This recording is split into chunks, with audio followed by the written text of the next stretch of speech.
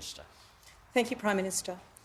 The Albanese government is focused on positive solutions to issues of national concern, and the issue of the harms that are being caused to young people through social media is right up the top of that list. What we are announcing here and what we will legislate will be truly world-leading. The welfare of children is a collective responsibility, and it is heartening, as the Prime Minister said, through National Cabinet to see the Commonwealth and states and territories working together for a common outcome. We know that social media offers many benefits to Australians, including to young people, as a way of keeping connected, of finding their tribe, of making sure that young people who may otherwise be isolated by geography or other factors have that connection. But we also know that it brings many harms. As a mother of 2 young daughters, I understand this personally. I understand this from family and friends. I understand this from my community, as would every member of Parliament. I want to say to those parents, just as the Prime Minister did, when it comes to protecting children from the harms caused by content or addictive behaviours as a result of social media, we are on your side.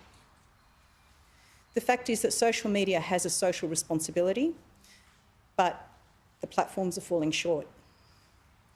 And while, as the Prime Minister said, the government may not be able to protect every harm for every child, every place, every time that it occurs, we can make a difference. And that's why we're taking strong action on a number of fronts.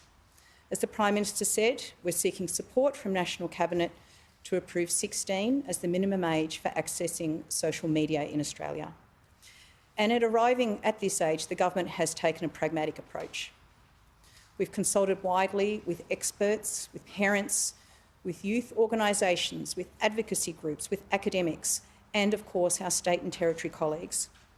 I want to particularly thank New South Wales and South Australia for jointly hosting the Social Media Summit, which was most instructive in this regard, and also to former Chief Justice French, whose work in this area, including in relation to legislation and the guidance that he has provided, has been invaluable.